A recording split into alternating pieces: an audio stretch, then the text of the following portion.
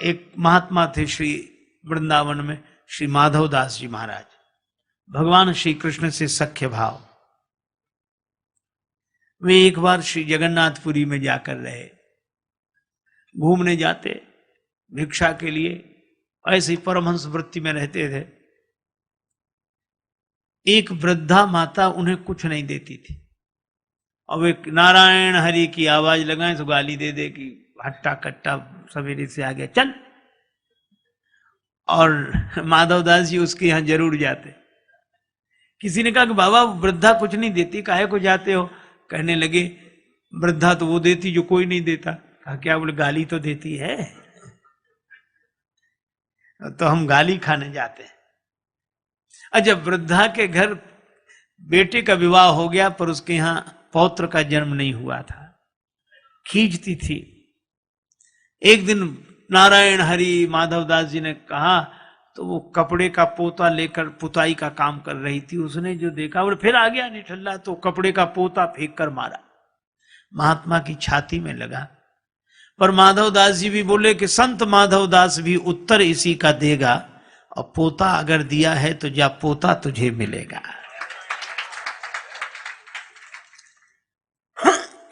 संत का वचन, उसके घर पौत्र का जन्म हुआ, और वो कहती थी पोता दियो न प्रेम सो रिसवस दीन हो मार, ऐसे पुण्यन सो सखी मेरे पोता खेलत द्वार। जो मैं ऐसे संत को देती प्रेम प्रसाद, तो घर में सुत उपजते जैसे ध्रुव प्रहलाद।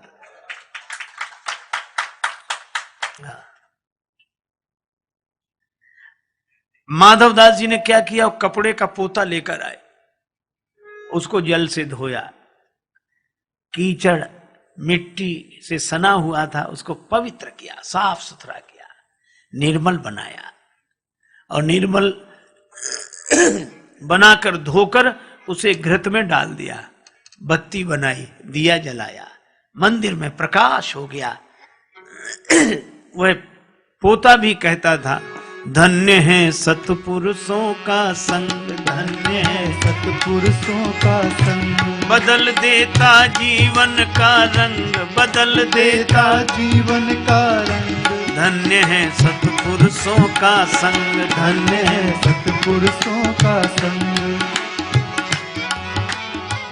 पोता में रोता था पड़ा, जहां रक्त अरूपी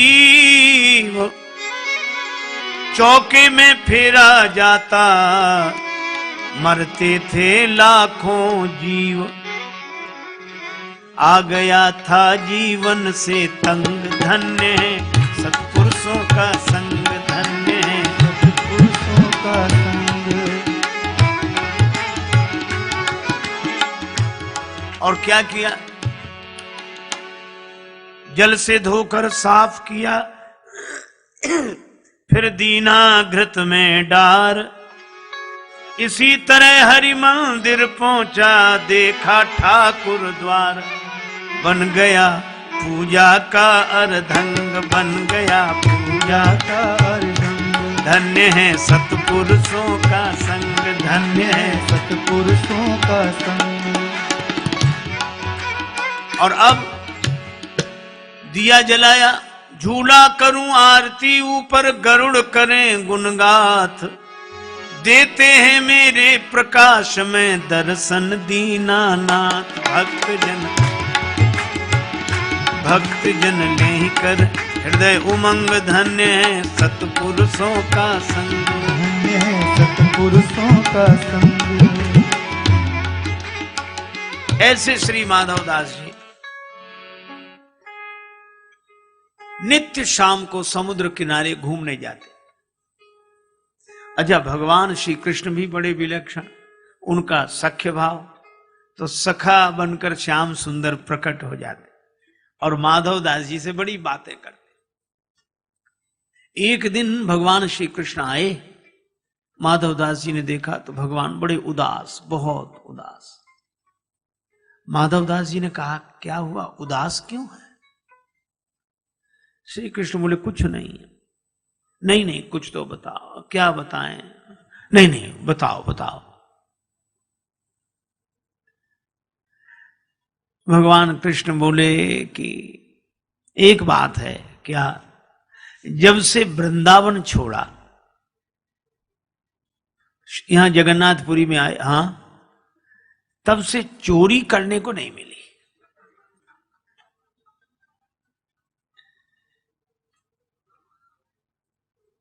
माधवदास जी बोले, अरे बचपन की बातें छोड़ो, अब तो यहां। भगवान बोले, सो तो ठीक है, लेकिन जिसकी जो आदत पड़ी हो। बहुत कहा माधवदास जी ने, बोले नहीं, चोरी की तो खैर अब क्या। तो माधवदास जी बोले, इतनी आदत तो कर ही ले। बोले कर कैसे ले, कोई साथी नहीं मिलता। वृंदावन में तो तमाम सखा थे, यहां कोई सखा ही नहीं है, एक तुम ही हो। माधवदास जी बोले, महाराज हम, हाँ चलो। माधवदास जी बोले, कहां? बोले चोरी करने चलो। माधवदास जी बोले, महाराज जिंदगी भर भजन करते रहे, हमें कोई चोरी करनी आती है क्या जो चोरी करे? भगवान ने कहा कि तुम मन बनाओ, चोरी करना तो हम सिखा देंगे। तो अच्छा, हाँ, और चोरी में तो थोड़ी फुर्ती रखनी चाहिए, बस, और क्या। अब भगवान ने समझा, माधवदास मान गए कि चलो तुम्हारे साथ चोरी करेंगे, पर चलना कहां सो बताओ। भगवान ने कहा कि ये जगन्नाथपुरी का राजा के बगीचे में बड़े सुंदर कटहल के फल लगे हैं, और ये भेजते ही नहीं है। माधवदास जी बोले, तो चोरी करने की क्या जरूरत, राजा साहब तो हमारे शिष्य हैं, कल हम जाकर उनसे कहेंगे और आपके लिए कटहल ले आएंगे। भगवान बोले, नहीं ऐसे नहीं, मजा तो चुराने में ही आता है। अच्छा चलो, गए राजा के बाग में। अब माधवदास जी और भगवान कृष्ण। अब भगवान बोले, धीरे धीरे बोलना, ठीक है। अब माधवदास जी को तो कोई अभ्यास था नहीं, तो जैसे ये कटहल के पेड़ के पास पहुंचे,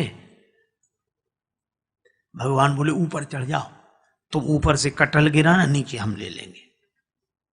अब माधवदास जी जोर से बोलने लगे, कन्हैया किस पेड़ पे चढ़े, इस पे चढ़े कि इस पे? सो बगीचे के माली ने सुना, बोले, मैं बताता हूं किस पे चढ़ो, अभी आया। भगवान ले गए छिपा कर, तुमसे पहले ही कही थी धीरे धीरे बोलना चाहिए चोरी में। अच्छा ठीक। अब गए, जब वो जाके सो गया, फिर गए। भगवान बोले, इस पेड़ पर नहीं, इस पे चढ़ो, चढ़ो। माधवदास जी चढ़ गए, ऊपर से कटहल गिराओ। ऊपर तो चढ़ गए, अब ऊपर से बोले, भगवान ने कहा गिराओ गिराओ। अब ये बोले, ये वाला कटहल गिराएं कि ये वाला, बड़े जोर से बोले। और जो कहा ये कटहल गिराएं, तो माली डंडा लेकर दौड़ा कि मैं अभी बताता हूं, और वो डंडा लेकर दौड़ा। भगवान श्री कृष्ण तो बड़े कौतुकी, अंतर ध्यान हो गए। बेचारे माधवदास उतर रहे थे पेड़ पर से, कटहल गिरा दिया था। अब महात्माओं के तो कपड़े और रहन सहन, तो कहीं वृक्ष में उलझ जाए, कहीं तो जैसे उतरे पकड़ लिए गए। सो माली ने रात को ही उनको अंधेरे में 2 डंडे लगाए और हाथ बांध दिए, बंधे रहो, सवेरे राजा के पास ले चलूंगा। अब माधवदास इधर उधर देखें तो माली ने कहा, क्या देख रहे हो? बोले, कुछ नहीं। और मन में सोचेंगे, दूसरे कहां गए जो ले आए थे हमें, हमको फंसा दिया, खुद का पता नहीं है। रात भर बंधे रहे। सवेरे माली ने कहा, चलो राजा साहब के पास। सो हाथ बांधे और माधवदास जी को ले जाए। माधवदास जी बोले, चलो। रास्ते में राजा साहब मिले। राजा साहब घूमने आ रहे थे, उन्होंने देखा कि हमारे गुरुजी को माली क्यों बांधे, तो छड़ी लेकर माली को मारने दौड़े, इनको क्यों बांधा? तो माधवदास जी बोले, इससे कुछ मत कहो। क्यों? बोले, जब ऐसे बंधने के काम करेंगे तो बंधेंगे ही, तो आपने क्या किया ऐसा? माधवदास जी बोले, चोरी। आपने चोरी? हाँ। कैसे? बोले, अब कुसंग में पड़ के सब करना पड़ता है। अरे भाई, किसका कुसंग? बोले, ये घर में बताएंगे। राजा साहब घर लेकर गए। माधवदास जी ने स्नान किया, बैठे, राजा साहब बैठे। माधवदास जी ने पूरी कहानी सुनाई।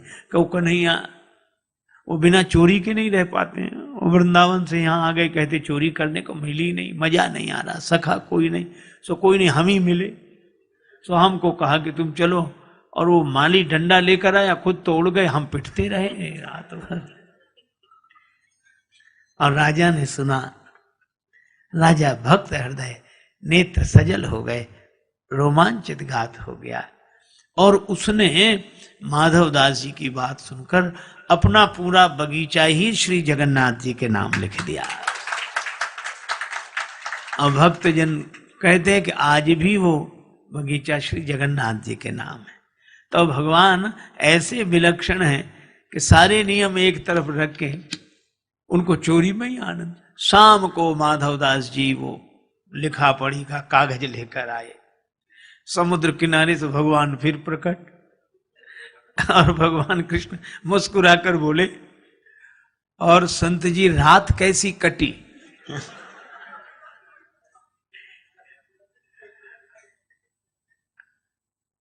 हम तो तुमसे पहले ही कही थी कि फुर्ती रखनी चाहिए, तुम ऐसे उतर रहे थे पेड़ पर से जैसे कहीं कुछ हुआ ही ना हो, बड़े आराम आराम से। माधवदास जी बोले, हम तो पिटे और बंधे रहे, आप तो अंतर्ध्यान होकर आ गए, लेकिन कुछ मिला? कटहल तक नहीं ला पाए, एक कटहल तक नहीं ला पाए, और हम देखो पूरा बगीचा आपके नाम लिखा कर लाए हैं। अब बोलो, भगवान की इन लीलाओं में प्रेम, केवल प्रेम। अब इस प्रेम भरी लीला को हृदय से देखें। दिमाग से देखेंगे तो फिर तर्क वितर्क उठेंगे, पर यह प्रेम सहजता से, भगवान को हार जाने में ही उतना आनंद, जीत जाने में भी उतना आनंद, वे सदा प्रसन्न रहते हैं। अच्छा, सबसे बड़ी विचित्रता तो ये कि भगवान श्री कृष्ण के जीवन में इतना उतार चढ़ाव, कहीं जन्म, कहीं जन्मोत्सव, मथुरा से गोकुल गए, जेल में जन्मे, लेकिन एक अद्भुत बात, ऐसी प्रतिकूल परिस्थितियों में भी श्री कृष्ण सदा बंसी बजाते रहते हैं, जो हरदम चैन की बंसी बजाते रहे। ऐसे श्री कृष्ण की लीला प्रेम भरी लीला है। और इसीलिए भक्त लोग कहते हैं, ये जीवन है तेरे हवाले मुरलिया वाले, जीवन है तेरे हवाले मुरलिया वाले, अपने चरण का दास बना के, अपने चरण का दास बना के, वृंदावन में बसा ले मुरलिया वाले, वृंदावन में बसा ले मुरलिया वाले। मेरे अपने हुए न अपने, मेरे अपने हुए न अपने, अब तो तू ही अपना ले मुरलिया वाले, अब तो तू ही अपना ले मुरलिया वाले। हम कठपुतली तेरे हाथ की, हम कठपुतली तेरे हाथ की, जैसे भी चाहे नचा ले मुरलिया वाले, जैसे भी चाहे नचा ले मुरलिया वाले। हम तो तेरे अधर की मुरली, हम तो तेरे अधर की मुरली, जैसे भी चाहे बजा ले मुरलिया वाले, जैसे भी चाहे बजा ले मुरलिया वाले। जन राजेश की अरज यही है, जन राजेश की अरज यही है, कर गए कंठ लगा ले मुरलिया वाले, कर गए कंठ लगा ले मुरलिया वाले। जीवन है तेरे हवाले मुरलिया वाले। राम जी की लीला और कथा के कारण हम मर्यादित हों, अर्थात धर्म से धुलें और श्री कृष्ण की कथा सुनकर प्रेम के रंग में रंगे। यही जीवन की सार्थकता। बड़े प्रेम से श्री भगवान नाम संकीर्तन